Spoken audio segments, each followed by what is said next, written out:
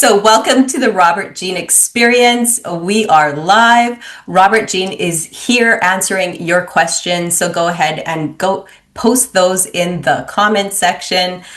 Are you allergic to the world? Everywhere you go, does it feel like something is lurking, whether it is 5G, pollution, seasonal changes, detergents, maybe perfume, everyday chemicals in the air?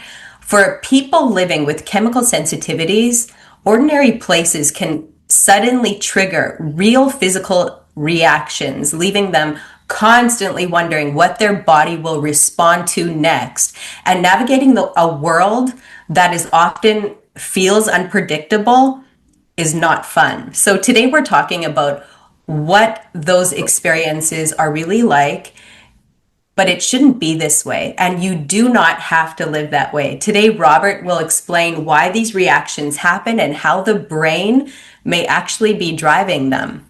Robert Jean is the founder and the CEO of Skills to Change Institute. He's the creator of eutaptics and FasterEFT. He's known as the Einstein of the mind. Robert has spent over 4 decades helping people rewrite memories, shift emotional patterns, and create measurable, lasting change. Before we get started, hit subscribe so you can grow with us every single week, and send it to somebody you love, especially if these podcasts are really helping you. I am Crystal Dirksen, your co-host, and here is your host, Robert Jean. Well, thank you, everyone, and glad to be here. You know, even though we say it's chemical sensitivities or sensitivity to the world, I think the most important thing we must understand how the brain works and why chemical sensitivities. Is it 5G? Is it your in-laws, your outlaws? It's work. It's public speaking. It's, like I said, 5G. What is it? Why is it? And how does it work? The seasonal affective disorder. Why am I so screwed up? That's the $100 million question. I started out, what's wrong with me? You know, what's wrong with me, and why do I act the way I do and not know why I act the way I do? And so that was the big journey for me, is trying to figure out, you know, why am I so screwed up? And come to find out, I'm not screwed up. I'm just talented. I just know how to feel bad without thinking. And again, so, you know, we talk about, you know, chemical sensitivities, 5G sensitivities, relationship sensitivities, work sensitivities, money sensitivities, someone saying nice to you sensitivities, someone hating you. All of these are all really great outcomes, but why is it? How is it? And how do you adjust it and change that? That's the real deal, you know? You know, I can tell you lots of stories with people who had all kinds of chemical sensitivities, food sensitivities, 5G sensitivities, chemicals, you name it. I understand this operating system of the mind. Right. So what is a chemical sensitivity or a sensitivity that you're talking about? Like, how does it work, basically, right? Well, what is it? Like, so if someone doesn't know what a chemical sensitivity is, whether it's, you know, it could be a perfume. Like, You know, so like what? How does it work? What? How does it work? Why does it work? Sure, you can go into that, but I'd like to even know what is a chemical sensitivity, just to start at the foundation. All right. Yeah. Well, we'll look at it at 2 ways. Okay. All right. So I can talk about certain people. They're sensitive to perfumes. They're sensitive to just about any smell. I mean, they're sensitive everywhere they go. It's 5G or whatever. So they're controlled by tastes, smells, energies, vibrations, locations, places. And how the foundation of how it works, I will get into later. Let's say, for example, this woman, highly sensitive to just about everything on the planet, whether it's smells, soaps, perfumes, detergents, bleach, whatever. It's so sensitive, they start to break out. They get physical symptoms. They could get rashes. They could have anxiety. They can't breathe. They freeze. They have no power. They will call it a chemical imbalance. But why is that? The lady who has I'm doing a seminar here in Oklahoma City. She calls a hotel. Is it a chemical-free, scent-free hotel? And they said, yes, it is. So she gets there. And as she's signing in, all of a sudden, she smells strawberry. Fake scent of strawberry, like a plug in the wall. And then she started to have a physical reaction to the scent. And then she's getting very angry with the person. She said, I thought you said it's a scent-free place. I can smell your room thing sticking off. She said, no, there's nothing here. And then she pulls out from the counter a bowl of strawberries. So just by her own thinking, presuming as if there were a fake scent, she had a physical reaction and an emotional reaction. All right. All right. So now I'm in Australia. I did a video on YouTube saying, we got snow here in Oklahoma. I'm not really so hip in white Christmas, but unless it's white sandy beaches. And if somebody's in Australia and they'd like for me to come and visit, I will. 2 weeks later, I'm in Australia and I'm giving a seminar. The lady raised her hand. Does this work on allergies? I said, I don't know. Let's give it a go. I do know, but I just say that just because it's smart. And so she comes up and I go, what kind of allergies are you talking about? She said, peanut allergies. I said, really? How long have you had it? X amount of years. And I said, I'm so sorry. You just ate a peanut. All of a sudden, she started having an reaction to words about a peanut. Now, did my words put a peanut inside of her? Well, no. This is an unconscious programmings. Another woman, for example, I was doing a seminar in Wichita, Kansas. And of course, I'm talking about how the mind works, how the brain works. She said, raise her hand, does this work on allergies? I said, I don't know. Won't you come up? Let's see if we can try. Now, let me explain why I say I don't know. Yeah. I don't know puts their fist down. They won't fight because they're going to try to keep it. Mm-hmm. But when I say I don't know, there's no resistance because hopefully it won't work in their mind. Okay? Wow. That's a very smart move. Mm-hmm. Right? Let's say I don't know, but we can try. And so there she's sitting in my magic chair, and I walk away from the chair talking to the audience. And this is how I see it. This is how I know it works. I said, you could be sitting there at the kitchen table, eating your bowl of cereal. Your father comes in and throws a banana and hits your head. It knocks you down, right? So while you get hit with banana and you feel this emotional intensity, your brain is tasting cereal and pain. Your brain will link these two together. And then all of a sudden you'll have a reaction to cereal and not knowing why. And of course, another woman, for example, she has, allergic to glucose, wheat. And I said, well, how long have you had it? I've had it X amount of years. And I'm going to go back to the girl in Wichita. I said, I've had it for years. And I said, what is it? She says, well, it's wheat and crackers. I said, do you have any happy memories? And she said, I've got some happy memories. When I was younger, my mom and I would go to the mall and we would, walk around and shop, and we'd stop at Cinnamon Buns, which they have cinnamon rolls and tea. This is my happy memory with mom and cinnamon rolls. And I think there was a couple other happy memories with bread. And she died. She's at the funeral, she comes home, and she's sitting at the kitchen table crying, and she's eating some crackers or something, bread. And while she's crying, she's eating bread, and her brain starts linking this together. By the way, cinnamon buns become a metaphoric expression of mother, but the love mother. But now what happened? The love is out. And then her happy memory in her mind is gone. She can never enjoy mom again because she's dead. And so wheat becomes a reminder of the loss, right? So now I'm back in Wichita, Kansas. And so I'm trying to say, this is how it works. And then I come back and I look at her, she's crying. I go, well, what's wrong? She goes, my dad, he's a dairy farmer. And that means milk cows. All he has girls. And we're all sitting around the table eating breakfast. And he's making a strength of milk that is already sour.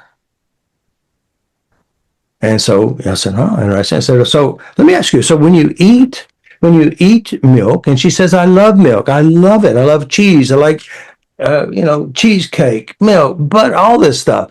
But it does ugly things inside my body. It churns and it curls and it comes out sour. Mm. And so I started addressing the emotional trauma at the table with her dad. I don't know what else I worked on. I did work on the sensations of eating the food, and then we cleaned it up. And then she went back to Texas. And then I don't know, maybe because food becomes a metaphoric expression of other things. Sensitivities become metaphoric expressions of other things. And I call the brain the great shapeshifters. We got, anybody see was it called those shapeshifter cars? They turn into a person or a robot, they shift back into a car. Well, that's what our brain does with certain things. We shift characters, we shift behaviors, we shift actions. And so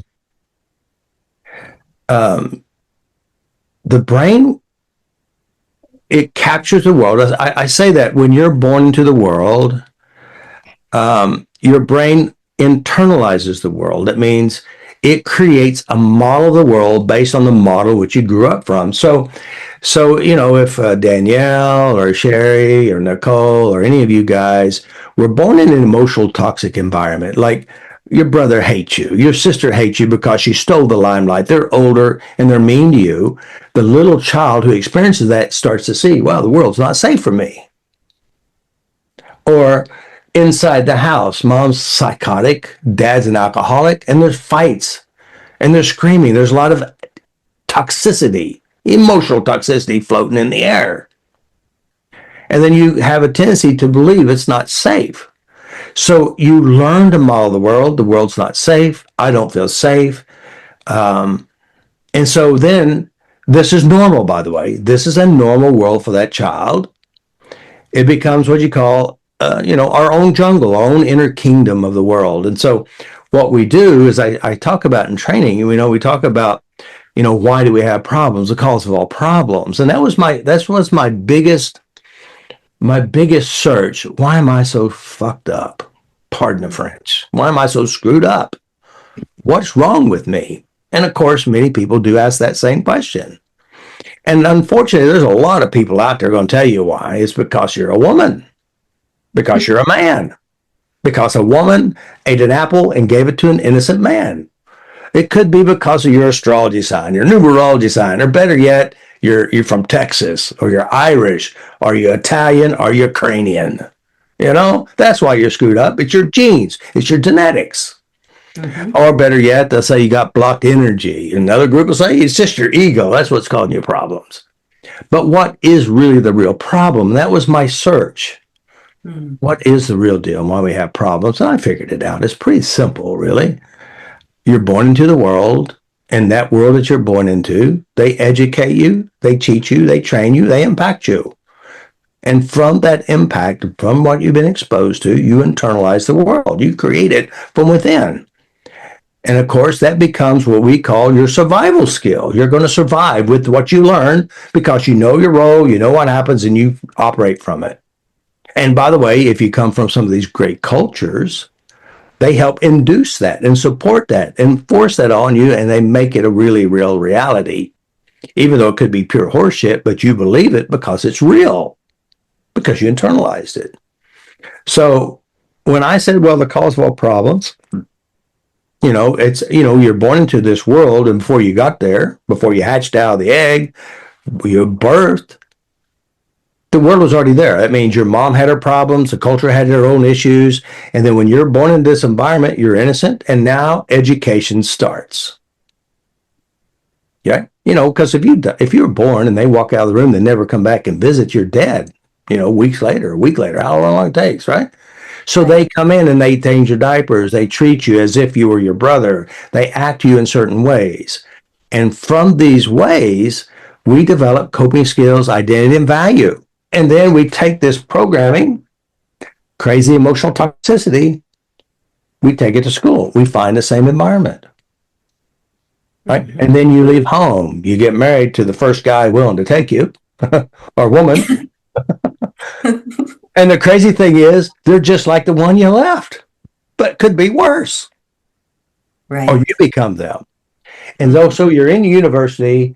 Instead of having chaos from the family, it smells. It's 5G. It's some kind of energy. So now you switch from the emotional toxicity, and then you change horses. Now, and by the way, it's chemicals, it's soap, it's water, it's something. So again, this is a model of thinking. Now this what I'm sharing with you is absolutely true. Absolutely true. Now, how do you undo this? Well, there's a couple of ways. One way, you got to clean up your emotional toxicity, your past, your histories. Secondly, the laundry detergent may represent something else. Now, somebody asked, well, what about seasonal affective disorder? And I go, what the hell is that? Seasonal affective disorder. She goes, well, like every fall you get depressed and you feel heavy and you get lethargic. My husband, he starts drinking heavily during that time period.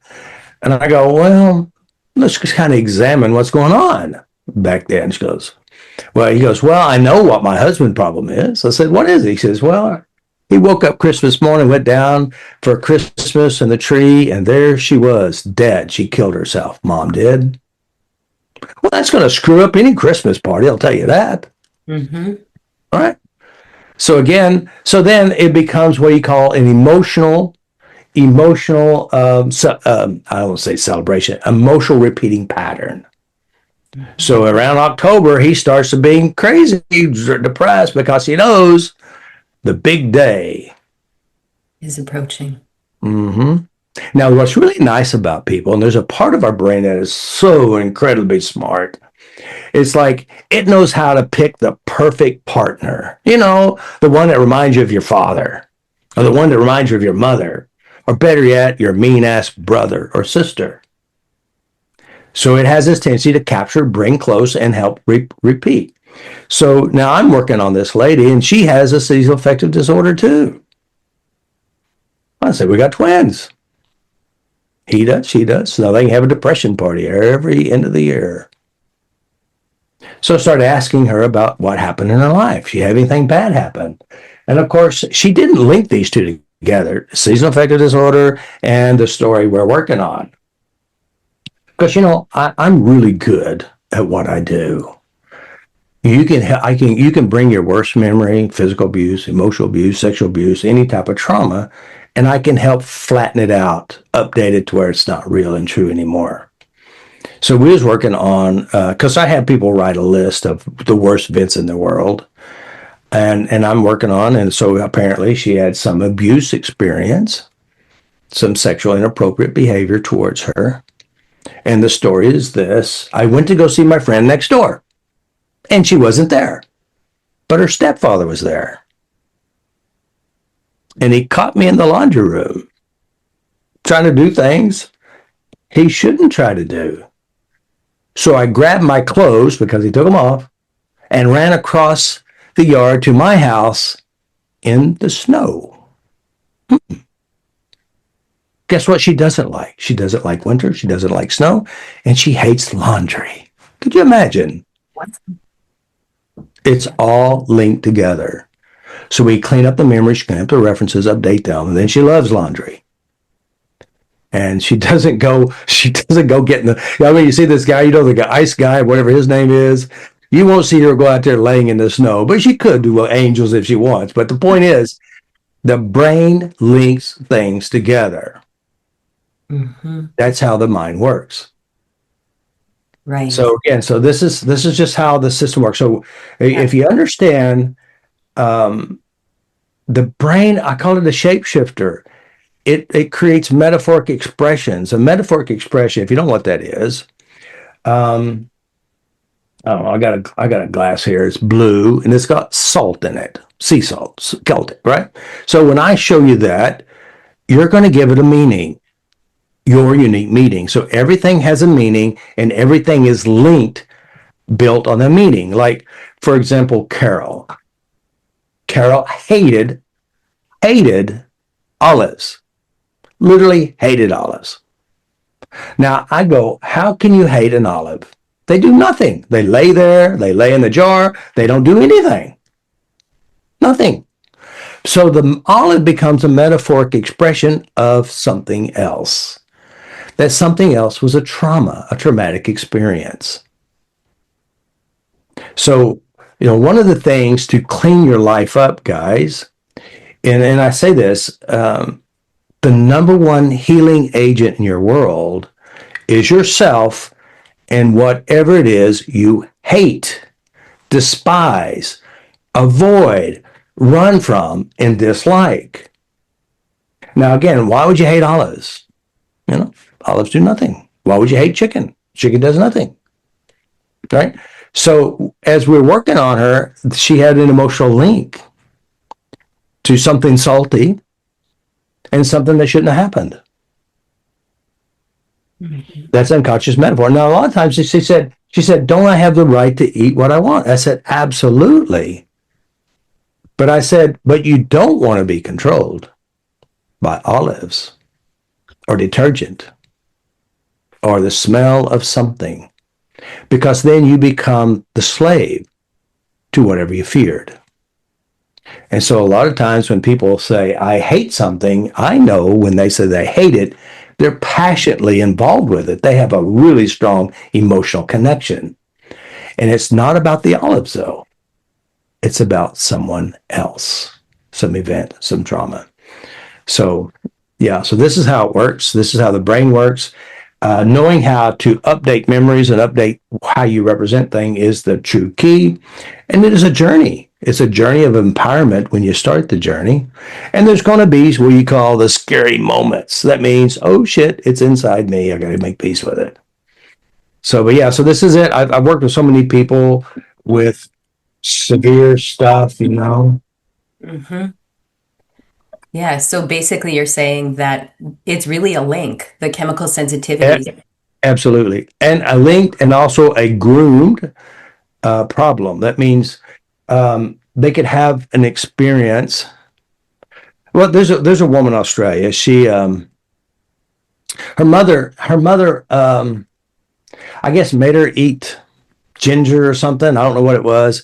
And so one of her friends said, just tell everybody you're allergic to ginger. Well, what happened is she told everybody she's allergic to ginger. She became allergic to ginger, right? Oh, wow. And so one day she took her pet to the hospital, highly emotional, strong, and she had a short break to run and get some food. And she ordered it and she forgot to say, no, ginger, it's ginger. And she said, well, I guess it's going to kill me. Well, unfortunately, it didn't. She survived. She had no reaction whatsoever. So come to find out, she created this monster and then it was flattened out because she was actually busy doing something else. So again, we do give meanings to it. People do groom it. They do fantasize about it. They play it over and over again. They build their life around it. They build this great monster. And there's positive reasons why people do this. It keeps me connected to my family. I'm the broken one. I'm the screwed up one. I get attention. I get out of things. It gives me, it gives me power, gives me control. There's a lot of variances here with this. Even though they say, well, I don't tell everybody. Well, not everybody, but there is a controlling factor here. So, Is there a difference when you're working with people? Is there a difference between chemical sensitivity and allergies? Or do you see it as the same programming? They're similar. Okay. Like for example, this woman, she had severe allergies. And I said, well, I mean, it's really bad, really, really bad. And I go, when did it start? She said, well, it started when I moved to New York. I said, I can understand that. I'm just being funny. I go, okay, so we moved to New York. And so what was going on around your life in New York? What is it about New York? Or you can say Oklahoma, any state. Mm-hmm. And then another woman said, I had allergies ever since I got married. And she said, the weird thing is when I divorced, my allergies went away. I said, So, of course, to understand the body is an honest expression of emotional and mental programmings, which means, there's a misnomer, the body keeps a score. That's not true. It doesn't keep the score. It is the scoreboard. And the one that controls the scores on the board are the memories of the mind that holds.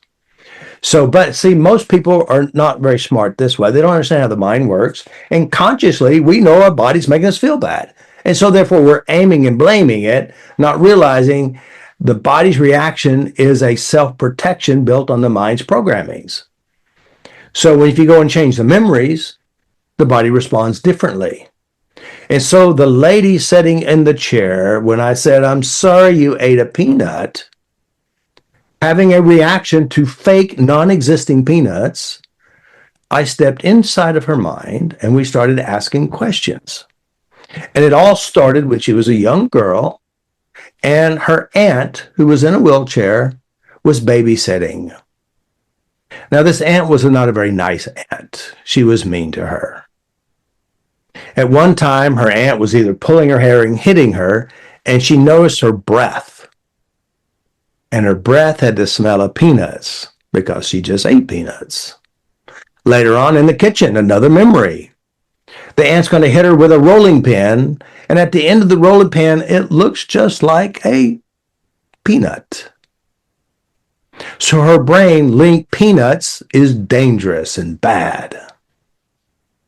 For all those years after the trauma, she believed and built a system. Of course, there are peanut stuff out there that, they put in vaccines that cause peanut allergies as well.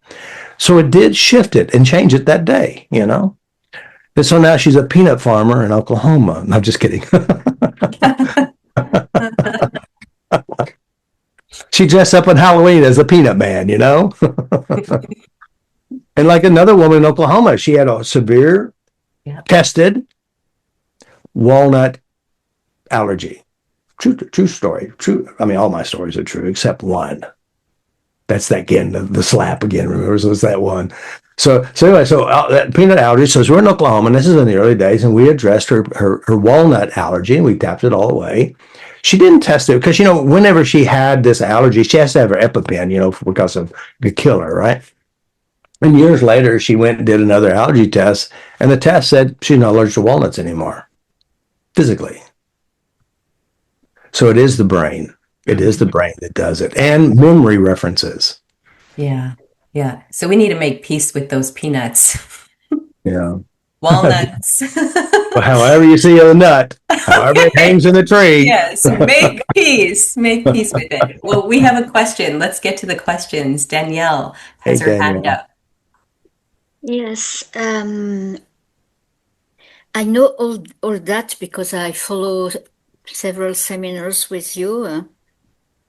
And what about there is no link between food sensitivities and no connection with emotions? Because I try to find why I have these food sensitivities, for example, artichoke, eggplant, cruciferous, cow milk, etc. And I don't understand, my belly bloated, but I don't have links with any emotion. Well, let's say you don't have to necessarily have an emotion. It could be a programming, which means, like you said, eggplant, right? Right. So eggplant. What else? These are all just normal vegetables, right? Yeah. Right. So growing up as a child, did you eat those things, or were the things available? No, I don't eat because my belly bloated. Okay. So you had a bloated belly, and do you have memories of your belly bloating? Yeah. No. Well, how do you? Well, you said because my belly bloated. Yeah. When I eat, for example, all the beans, for example, Beans. I Yeah. don't eat beans because I bloated, but it's Yeah. common. Many people bloating when they eat, Yeah. and Yeah. I put things. Je sais pas comment dire en anglais. She has to translate French to English. Yeah, so here's the question, really. Here's the question. Why is it a problem for you? How is it a problem? Do you have references that make it a problem? No, because for example, eggplant, I I was used to eat before. I don't know why now I can't stand, for example, eggplant, and I love the vegetables. I love it, the Mm-hmm. taste, but Yeah. I can't rely to Right, right. an event or something happen in Hmm. my Well, life. say, so here's, let me just kind of explain a little bit. Like the lady who had a fondness of cinnamon buns, she had positive memories with it. And just like you said, I loved it, but now I can't eat it. Mm. Oftentimes, the food represents people. Like for her, it represented a death, a loss. Therefore, she also lost her ability to eat wheat. So sometimes it could represent a relationship that ended.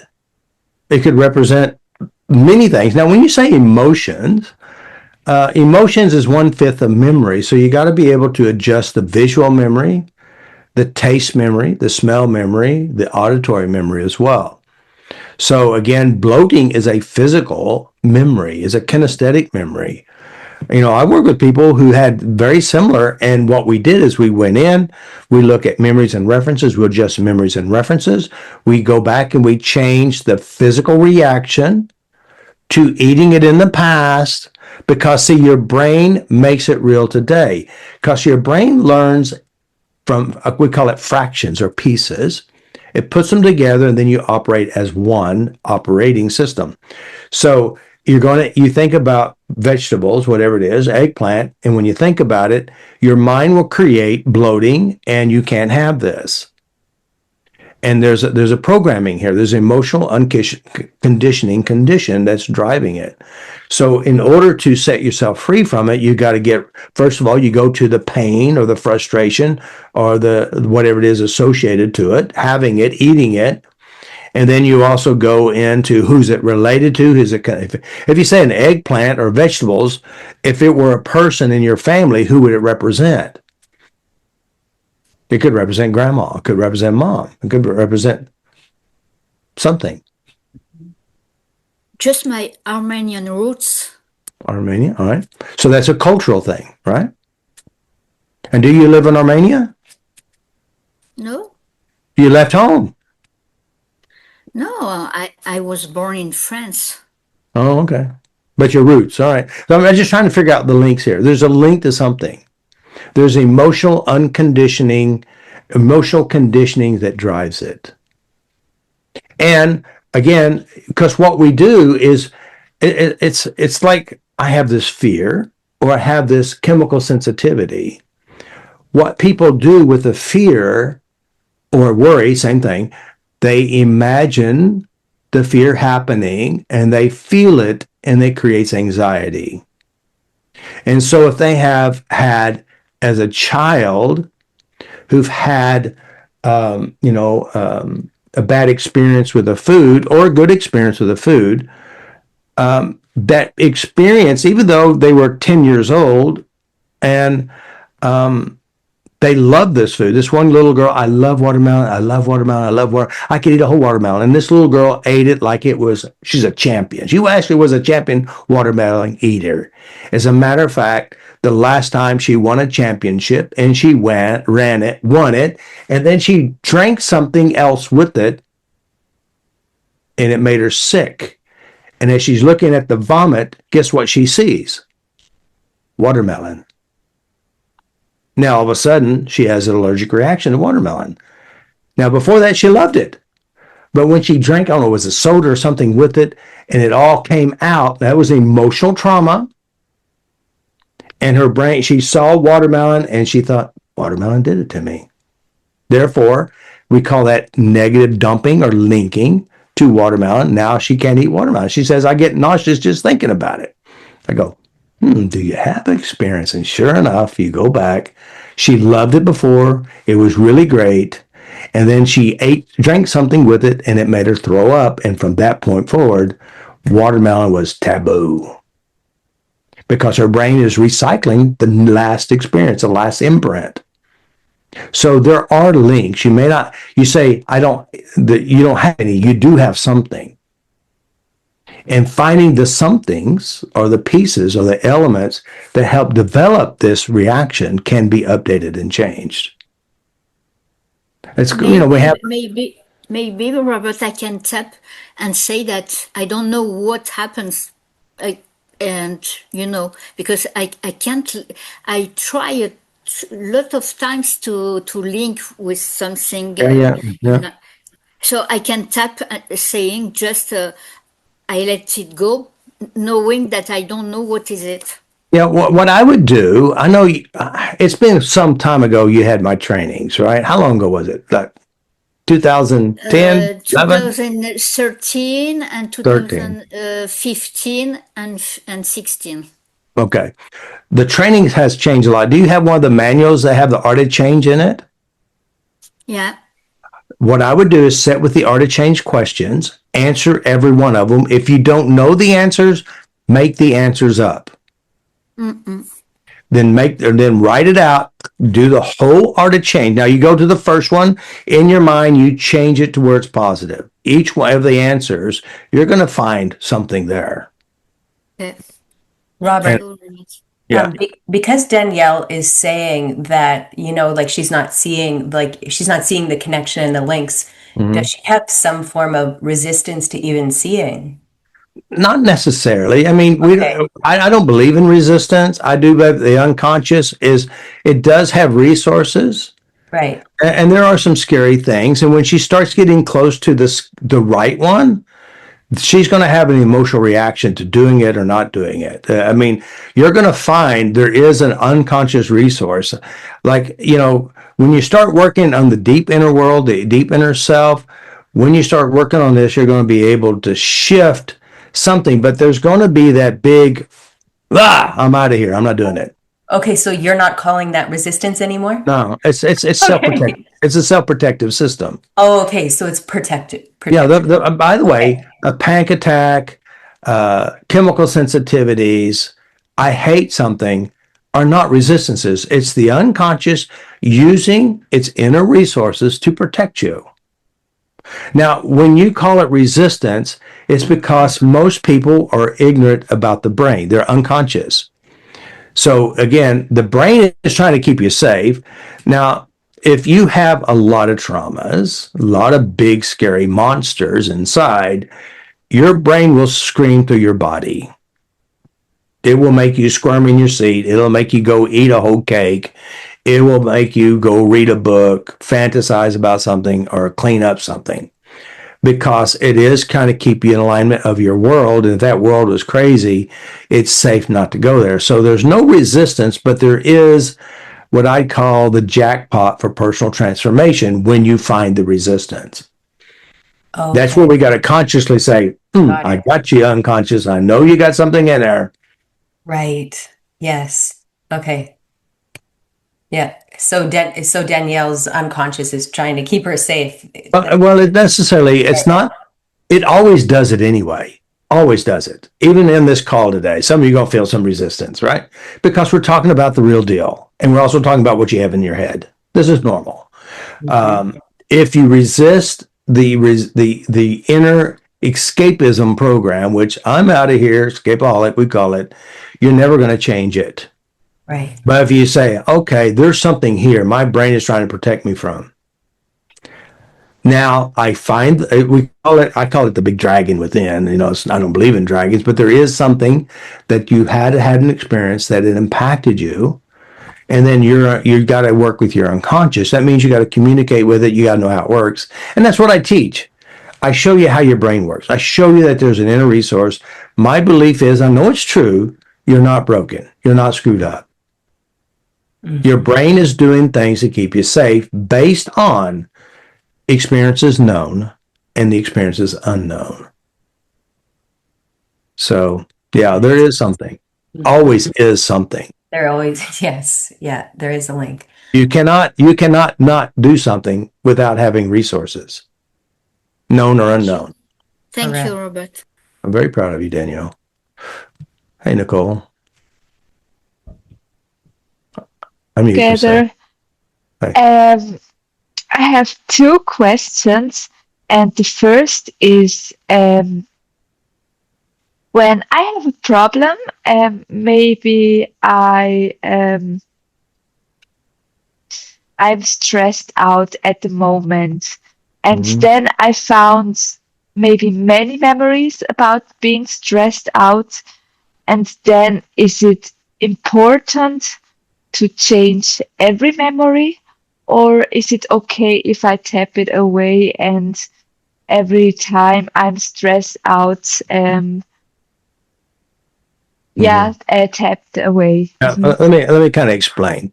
The most important thing, two really important things. One, right now you're stressed. Right now you have something going on. Right now is a time to dissipate how you feel and respond to what's happening right now. I think that's the number one skill. Now, why we respond today has a resource, has trainings, has emotions, has connections. So as you're going through life, you must,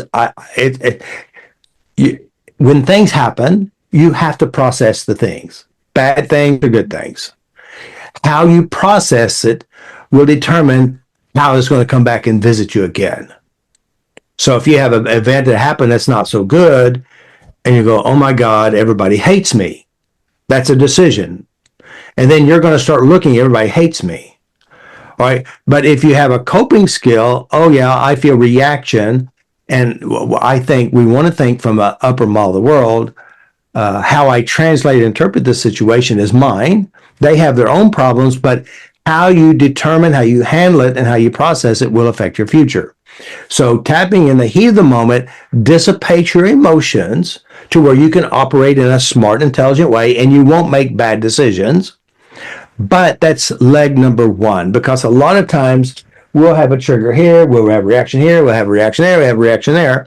All of them are basically the same reaction, different environments. So as an emotionally intelligent person who owns your head, you're going to say, okay, I had this memory here. I'm having this today. You go home and I go, all right, so I wonder why that bothered me so bad. Do I have any references? So we'd say do an art of change and go back and see if you can find the causes. Now, remember, memories are like how to do stuff. Whether it's a memory of your mom and dad fighting, you have this memory in your head.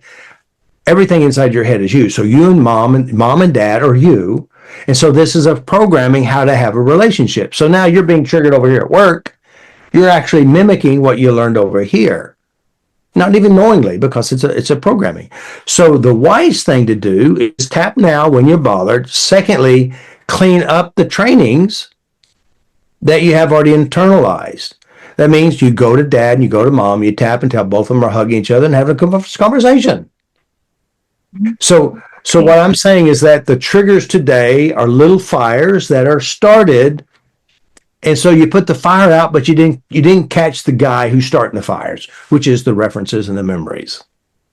So smart now, tap when it bothers you. If you forgot to tap when it bothered you, after you should have tapped, you go back and you clean it up to where you change your reaction, change how you represent it, and then you want to do an ecology check.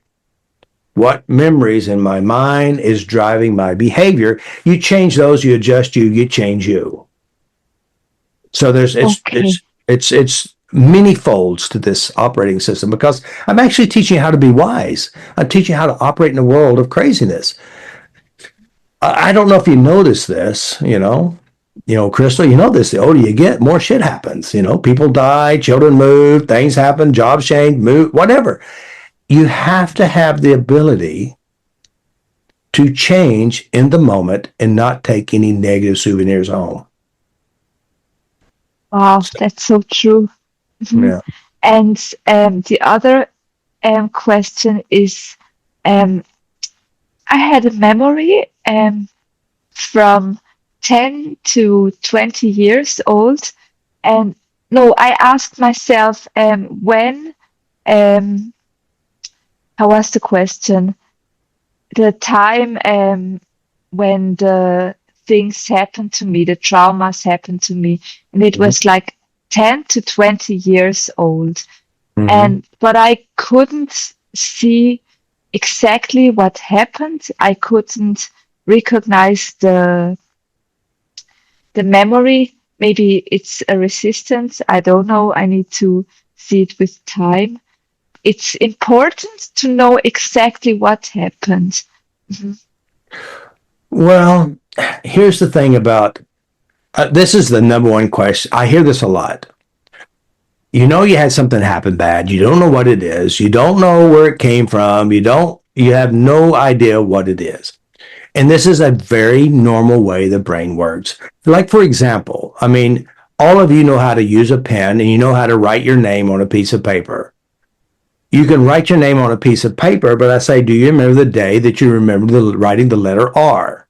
And you'll go, no. But you know it's there. That's why you can write names and put sentences together. So the brain has this great capacity to capture, organize, and you don't even remember what it was. Now, I have a perfect example. I know I've talked about this a time or two before, but it is relevant to what happened to me. I've traveled for a long time, and then, of course, I decided to go to Hawaii, and on the way to Hawaii, I'm in the airport. My heart is pounding through my chest like I'm having a heart attack. My chest is getting tight. And I go, oh, shoot, what? Am I having a heart attack? First thought, am I having a heart attack? Am I going to die? And then I look around the airport. Is it the smell in the airport? And of course, I work with a lot of people with panic attacks. I didn't at that time realize it's a panic attack. I thought something's wrong with my heart. Now, I've worked with people, they have the same thing. They go to the doctor, there's nothing wrong with your heart. You had a panic attack. So at that time, I didn't know I was having a panic attack. I just thought I was going to die. My heart, something's wrong. And then I look around, is it the smell in the airport? So I get to my place of designation. I go, something happened at the airport. What is it that happened? So I started using it or change questions. I said, and one of the big questions said, anything bad happened at the airport? The answer is no. I don't have any recall of the airport. Nothing bad. I said, did anything intense happen at the airport? I go, oh, yeah. 2 times at the airport, different times. Both times they dropped you at one gate and you had to run to the next gate because that plane's getting ready to leave.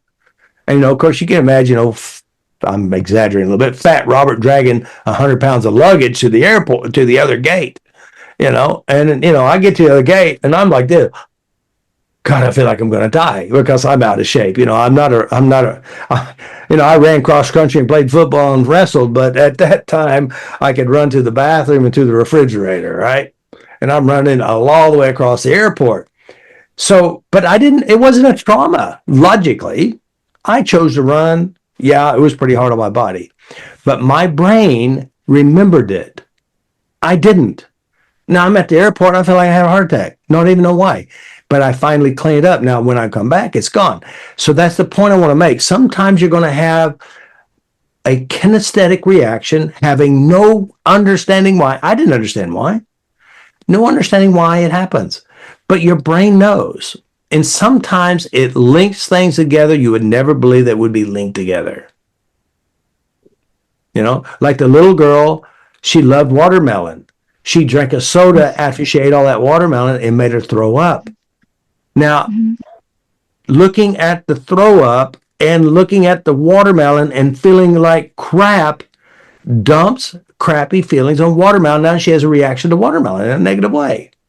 So you could have one experience, and maybe it only had to be you. You could watch your mom have the experience. You internalize it, now it becomes yours. So if you're working on yourself, and you know you have traumas, but you don't know how to find it, what you do is look what bothers you.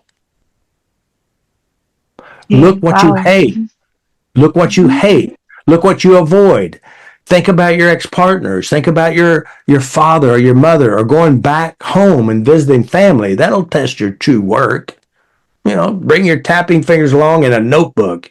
You'll find a lot of good stuff to clean yourself up. Who do you hate? Who do you hate? If you hate Trump, it's not about Trump. It's about you. If you hate Biden, it's about you, not Biden. If you hate French fries, it's not the French fries. It's you. So that's how you're going to find these pieces. Very interesting. And the other question is about, I was once with a therapist who told me I am highly sensitive, and I always thought I am sensitive, but they told me the brain is working differently. And yeah, I'm often stressed out with being with a lot of people, but I think maybe this could be a trauma response. Exactly. Maybe. Yeah. I Yeah. most likely. By the way, you had to understand the body acts and responds based on emotional conditions and conditionings. You see, I'm speaking to you guys publicly. I could never do this before. I had a horrible fear of public speaking. I could never. But you know how I overcome it? I cleaned up my history. I cleaned up my reactions while I'm doing it. So again, you could be in a crowded room and feel all alone. You could be in a relationship with your partner next to you and feel all alone. You could be sitting at the dinner table with people who love you and feel all alone. So it's your reaction to the world, and it's how you internalize the world, how you perceive the world, and that world may represent your childhood being at school, being picked on or bullied. Who knows? You change those memories, you change your behavior. Makes sense? Okay. So the thing is, somebody says here, can you tap on the sensations only for your example at airport? And if you cannot connect the dots, make the connection. And so here's the thing. Like I said, you can dissipate in the moment and relax yourself. And now, of course, I'm mentally tapping and I'm breathing out and I keep saying to myself, you're okay. It's all okay. So I'm talking to my brain and talking to myself. But the today's sensations or the today's reactions are metaphoric, and you could maybe address the day, and yesterday may change, maybe. But why? We got to be a detective of our own inner resources. And so the thing is, you want to clean up, and it does. And by the way, you can work on a trauma today or a reaction today, and as you lower it, you're also lowering the inner resources when it caused it. And can you get rid of the inner resources who created it by working on the day? I think you can, and I think maybe not. You can lower it, but it may not change the operating system. That's why. And by the way, when you start working on it, like a lot of people, when I start working on them, they don't have why. They don't know where it came from. They don't know where it started. But as we start releasing and addressing how they feel now, the mind pops this. I don't know if this is related, but it is related. And it doesn't make logical sense why. Mm-hmm. Yeah. And by the way, very proud of you, Nicole. Thank you for hanging in there on yourself. Thank you. Yeah, I'm working a lot. Yeah. And you're getting changes, right? Yeah, well, at the moment I'm really tired.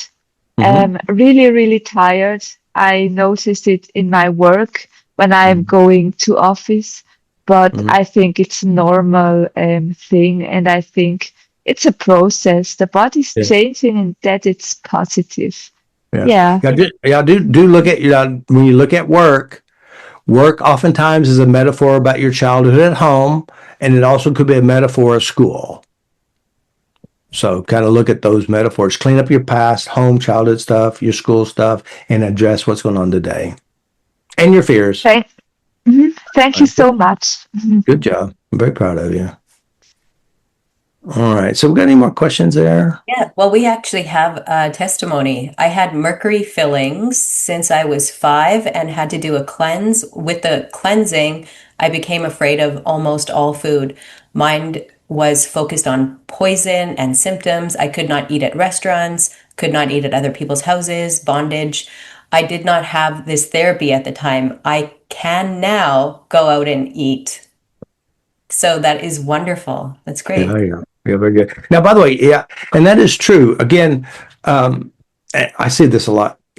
Even though, you get the mercury out, you're supposed to be healthy, but what happens is you are so focused on the poisons that's coming out. Poison and toxicity becomes a line of focus. And when people have a fear, they don't have a fear.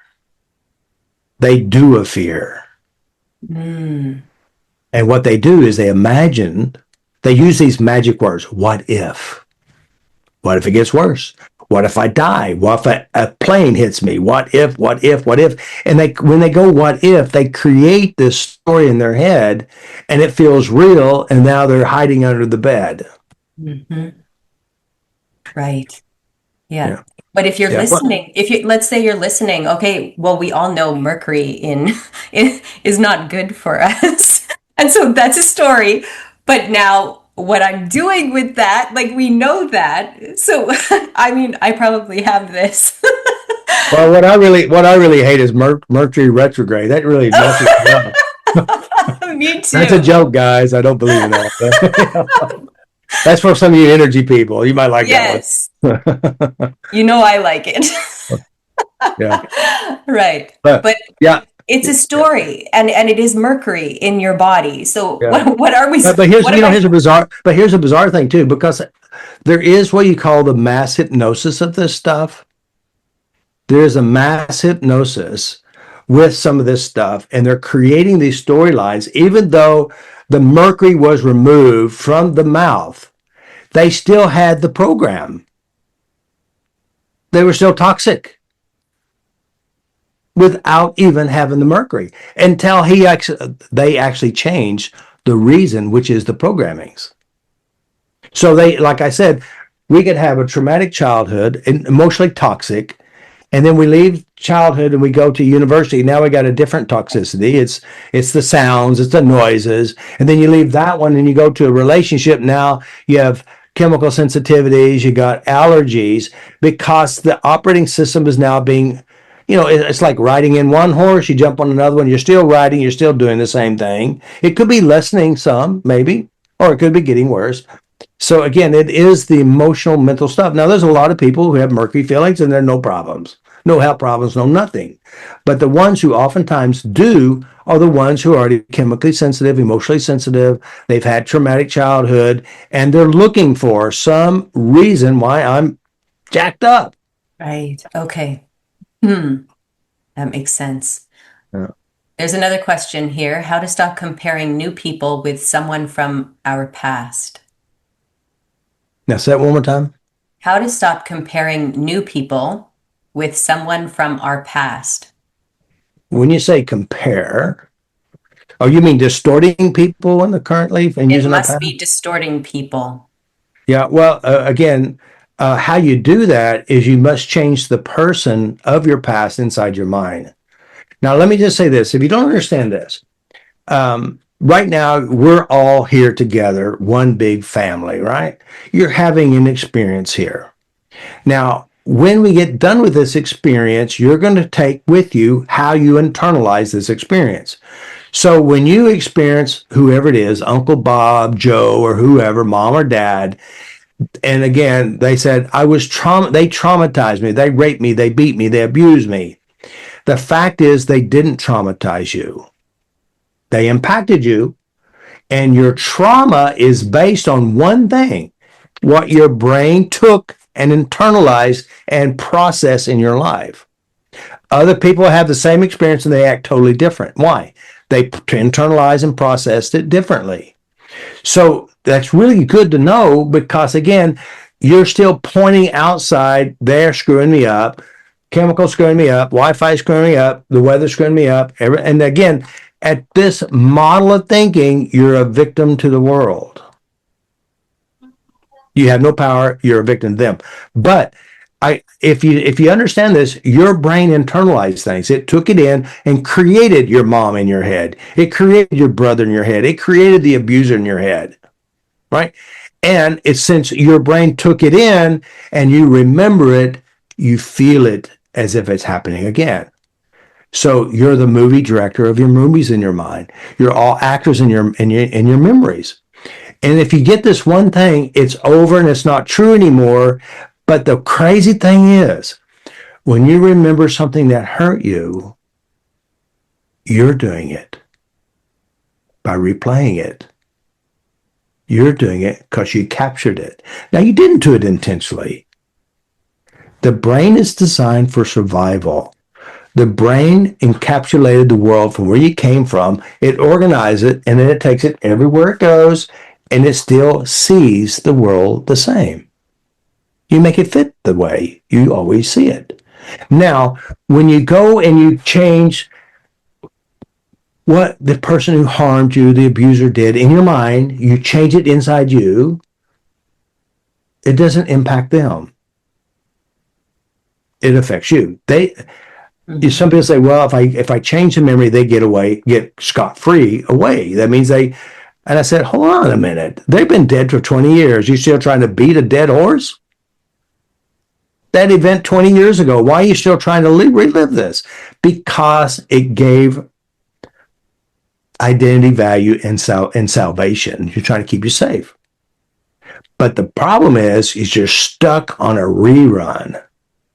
And you're the one who's pushing the replay button over and over again.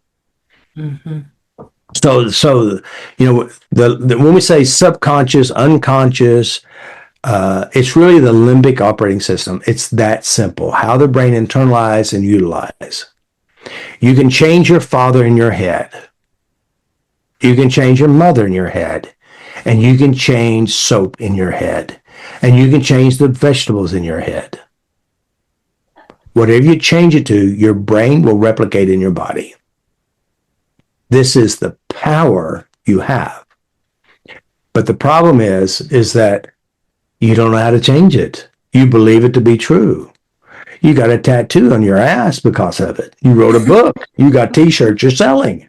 And you're attracting people who will either give it to you or you'll give it to them. It's just a bad rerun. Does that make sense? Yeah. I'm wondering if someone from, Mimi's there, but wondering if someone from level 1 can even share their experience of learning these new, learning how to change the memories. I know that somebody says here, my stepbrother molested me last year. I had to visit with one of his sons. Wow, I could not believe the feelings that came up for me. I had to tap on how this is not him, etc. The son is a total different guy. So what she was doing, it sounded like she had an experience as a child, younger, and then when she saw someone else, she's actually projecting on that other person. That's true. Yeah, we do that. We distort people. We make it's like I said before. It's like you got a bucket of paint or dung or our history, and we pull it out and we start painting people to match what we already believe to be true. We filter things to match what we already have within us. So again, this is us. This is us about us doing it to ourselves. Mm-hmm. Yeah. And do remember this. I mean, this is the most amazing thing. You need to write it down. The past is over and it doesn't exist. The past is over and it doesn't exist. And the past that you remember is yours. You created that past. You internalize that past. You massage this past. You rehearse this past. So basically, if you understand the brain, it's pretty smart and pretty stupid at the same time. It puts things together and it creates things. The amazing ability. I don't know, guys, you remember this day, maybe many days for you, being able to sit in the car, being able to turn the key on, handle the brake, handle the clutch, use the turn signals, and be able to stay between the bar ditches. That is an amazing big task. I don't know about you, it was scary for me. And when you first began, it's like very complex. But today, since your brain experienced that, it started accumulating, creating what you call driving. When you jump in the car, you don't imagine how much pressure you need to apply on the brake. You don't imagine, how to turn the turn signal on. You just do it without even consciously thinking. That's how your problems, that's why your reactions to food, that's why your reaction to people. It's so ingrained. And in order to deprogram or update the programs, you got to adjust the variables. You got to adjust and change the details. And when you change the details and the variables, you change. You become a different person. Happier, more in control, more powerful. Yes. So, yeah. Nicole said she healed her period cramps last month. Was horrible. This month I had no pain. Good job. No kidding. I worked with a lot. I worked with a lot of female with issues. They got mad at me one time. I was in Wichita, Kansas, and of course, I'm the only man amongst about 40 women, right? And they're talking about what's that called? Menopause. I said, "Oh yeah, I can help you with menopause." They got mad at me. You're a man. How can you help me in menopause? I said, menopause had men at the beginning of it. Yeah. We can blame the men. Live in the But really, lower model of the world. yeah. Well, yeah, right. But the thing is, there's so many emotional components with your period, with menopause, etc. And especially with menopause for some women, I say, I don't feel like I'm going to be a woman anymore. I can't have any babies. You don't want babies, but I'm losing something. It's like it's a death, or I wish I had more kids, or wish I didn't have kids, whatever it is, or I won't, or the fear of getting fat, or fear of getting skinny, whatever. They create these stories, or I'm going to be angry and pissed off. And with periods, it's a lot of emotional stuff around periods. It could be the shame and embarrassment.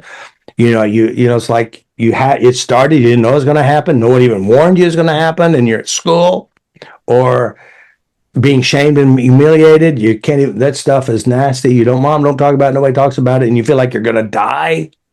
What's wrong with me? Am I dying? And they have this trauma.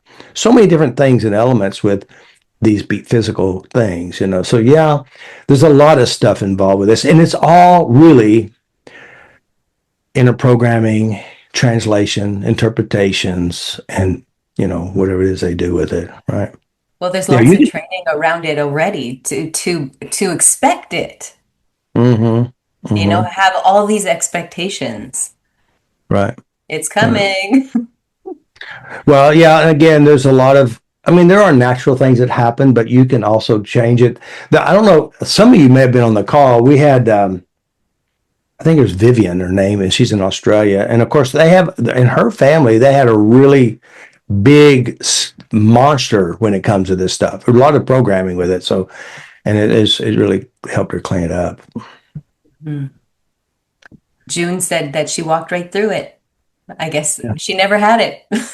Yeah. As a matter of fact, in the first days, when I was, my wife, she'd always have a good 7-day experience. And I bought this book. It's called Mind Power for the 21st Century. And it's a really good book. And it talked about affirmations. And I left it in the bathroom for her to read.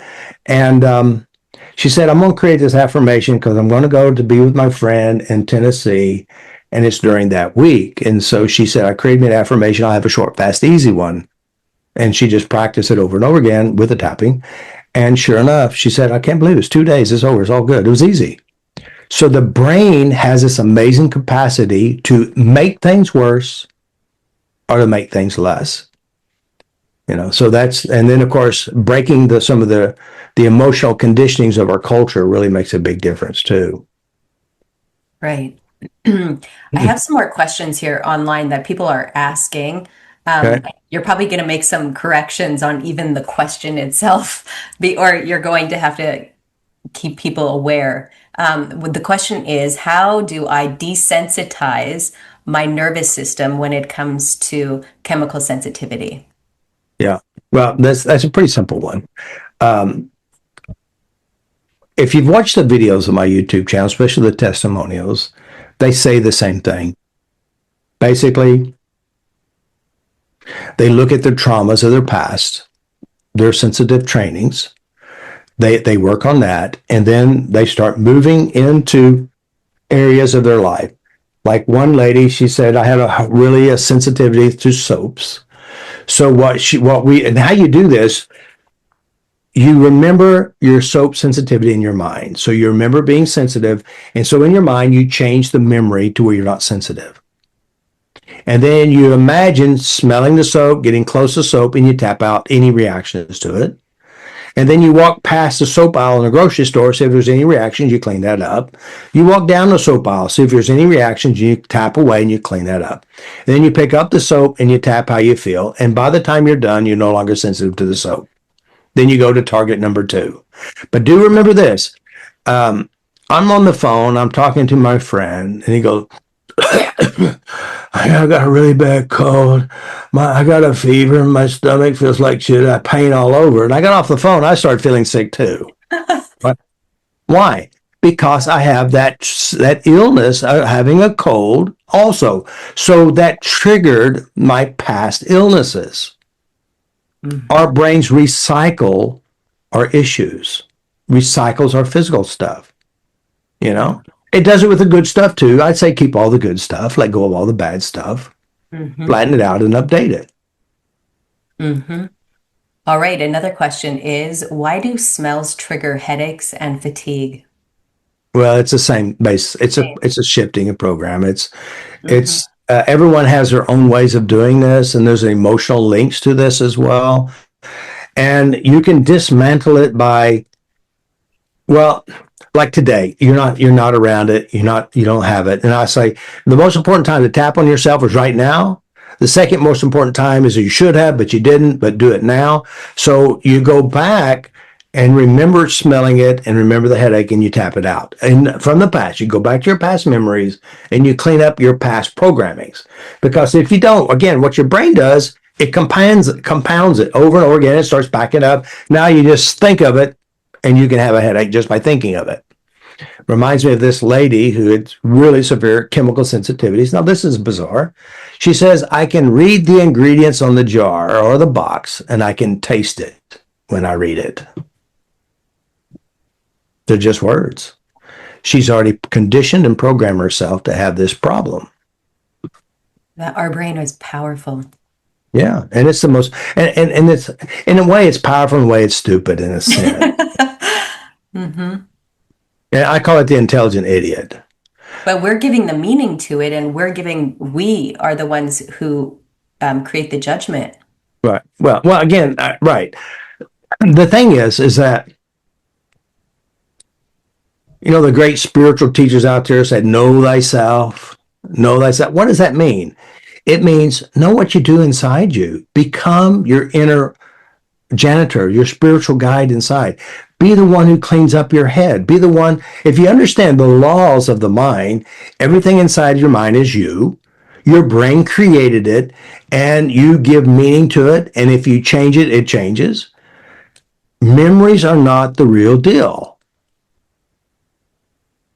But your brain captures sensations and it puts it in the memory. And when you remember it, boom, it feels like it's happening now. That's how it works. So if you have bad stuff, you change all the bad stuff, it's harder to feel bad. The guy on my couch, pardon me, his wife sent him to a session and she's been watching me. He hasn't, right? So he gave me this list of all his problems. I kind of gave him what's happening and how it works, and I started working on him. He goes, oh, is it good to change these bad memories? I go, well, if you want to feel bad, it's not a good decision. Because if you change the bad memories and they're not there, it's hard to feel bad. And after we change all these memories, he feels really good and really empowered. And at the end of the session, he goes, I said, no, let's go back to these memories. And the body said, no, it's not there. It doesn't bother me at all. I said, why do you think it doesn't bother you? He says, well, because we talked about it. I said, really? Have you talked about this in therapy before? Oh, yeah, I've been in therapy for 20 years. And you talked about it before. Do you notice anything today that was different than all the other talk therapies you've ever tried? Because really, we didn't talk much about it. I said, I wonder what it was that made the difference. Now, by the way, tapping will not solve your problems. Because I've had a lot of people write, said, I've been tapping all day, nothing's happening. Yeah. We're not using tapping to solve the problem. We're using tapping to address the problem. What's the problem? Memories and how you internalize it. You change how it's internalized, it sets you free. That's how it works. Memory is a cause of all problems. And by the way, to the brain, they're not problems. They're successful outcomes for survival. Yes. Changing the memory. It happened. Yeah. And you or like saying I view my parent or grandparent or sibling or whoever did the trauma, and it was repeated. They were like that.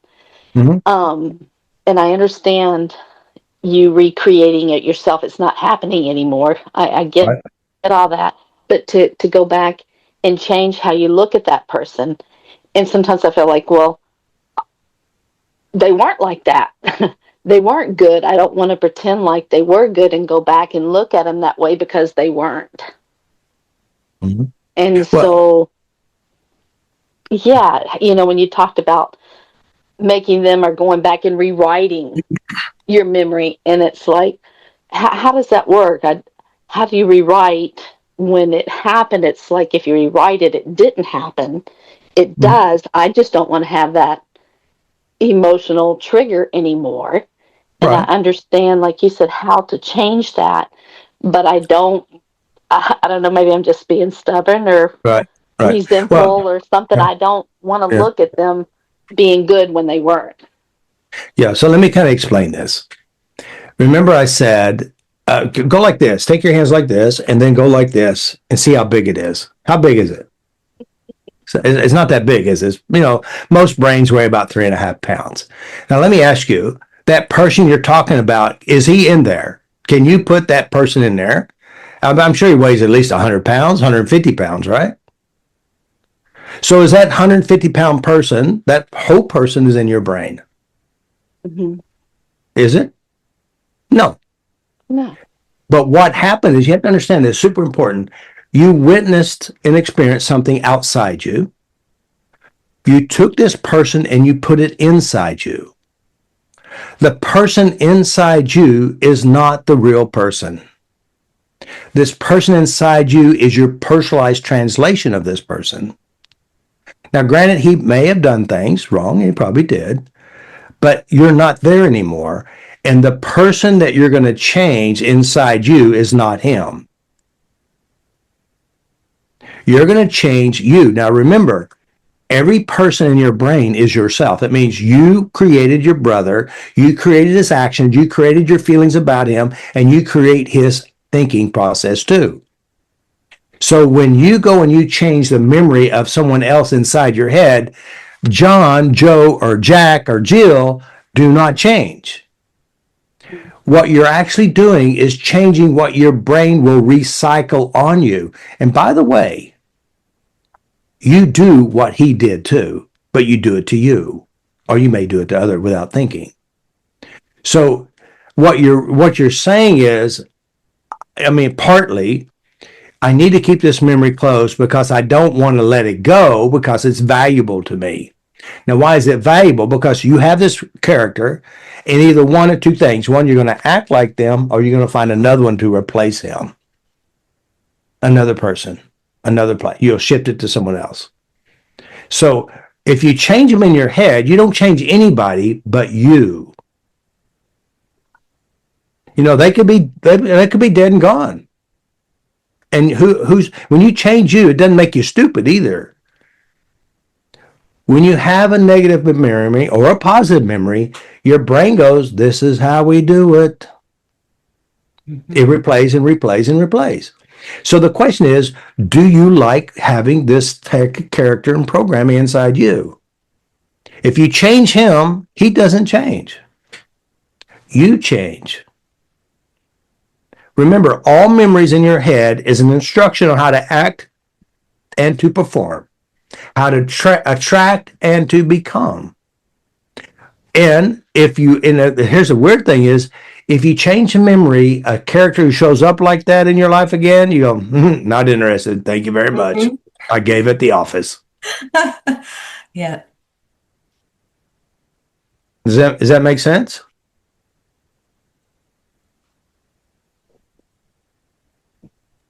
Yes. All right. So when we not look there yet. Yeah. Yeah, I know, because see, remember when we visit a memory, oh shit, it feels real. Mm-hmm. Bad or good. And so when you go back to that memory, you're actually experiencing that again. The question is that a good experience you'd like to share with your kids? Right. And remember, you may do it without ever knowing you're doing it to someone else. You shift characters, shape-shifting yourself. So you got to make sure, and it's super important to clean up your history in your mind. And by the way, when I say clean it up, remember, everything inside your mind is you. Every character is you. So you're going to change that character how you want to act. Again, because remember, you go to school and you learn how to do math equations. You learn how to bowl, you learn how to golf, you learn how to do things by watching videos and watching other people. This is what you call emotional physical training. So the abuse training is in you too. That means you'll either attract abuse or you be abusive. Or you just spend time watching abusive memories, cussing at the TV. So just clean your head up. And when you change him in your mind, you change you. But I want to say one more thing about this. It's super important. When you've had experiences, like I'll use Deirdre. Deirdre loved her mother, but couldn't stand the bitch, she said. I love her, but I can't stand her, and I don't like being around her. I said, listen, you need to make peace with your mother. Now, what happens is, and you're going to find this too, Mimi, is when you change how you hold them in your mind, you're distorting who they are today. That means you have a filter and you're making them bad in your mind and you're going to act badly toward them.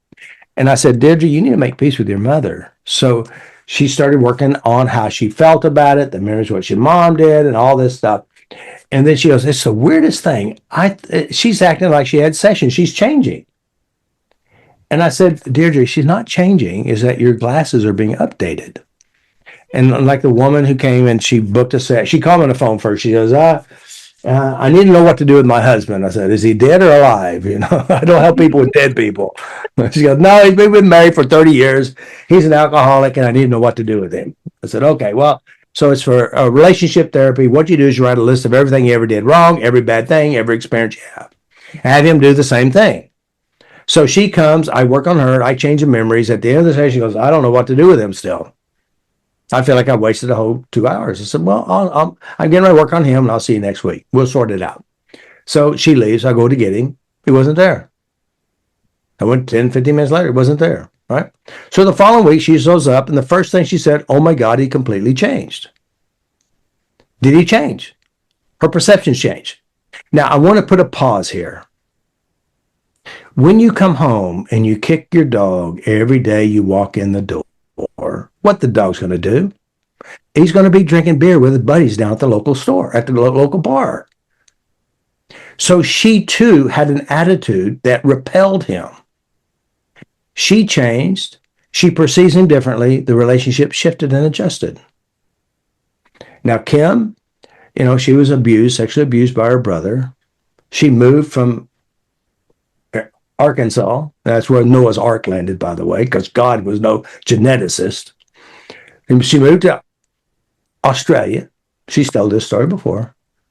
And her family beat her there. They already had got there before she did. And of course, her brothers always said, this brother said, I'm going to come and see you. I'm going to come and see you. Never did. She booked a 2-hour session, long, big lesson. I cleaned up every memory of the abuses or alcoholism, whatever. We cleaned up everything. And she walked out and told her friend, I could have done that. She don't even know what I did. 2 hours gone. And then she gets a phone call from her brother, that brother. And he came out. They drove around. They had a good time. There was laughter. And dropped him off. And she's sitting in the driveway. She goes, oh my God, it really worked. Because she said at one point, we're sitting at the driveway and he's crying. He goes, what's wrong? He said, I hadn't seen you happy like this since you were that age.